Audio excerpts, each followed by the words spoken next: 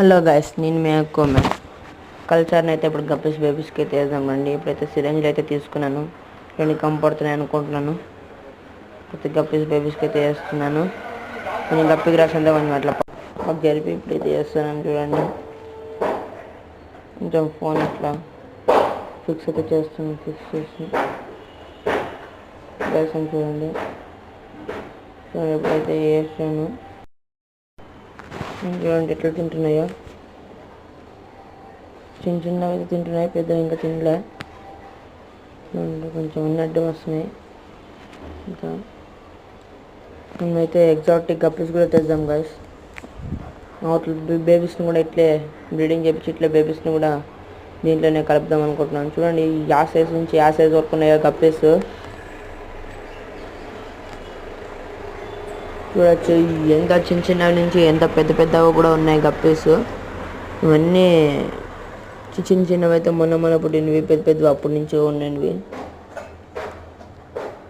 అంతే కొంచెం తినేకి అలా వెంటనే వేయకూడదు. మళ్ళీ రెండో తొలి అయితే వేస్తున్నాను.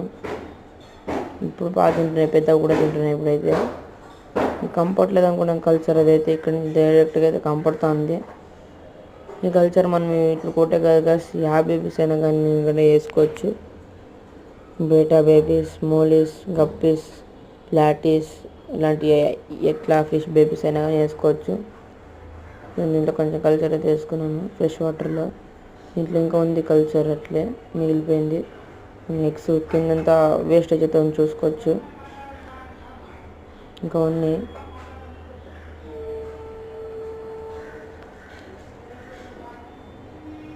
మనము 50 సబ్స్క్రైబర్స్కి అయితే దగ్గరలో సబ్స్క్రైబ్ చేసుకోండి.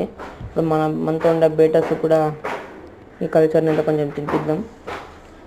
ఇట్లా గప్పీస్, పెద్ద గప్పీస్ కూడా తినిపించుకోవచ్చు. ఏమంటే వేసుకోవాల్సి ఉంటుంది.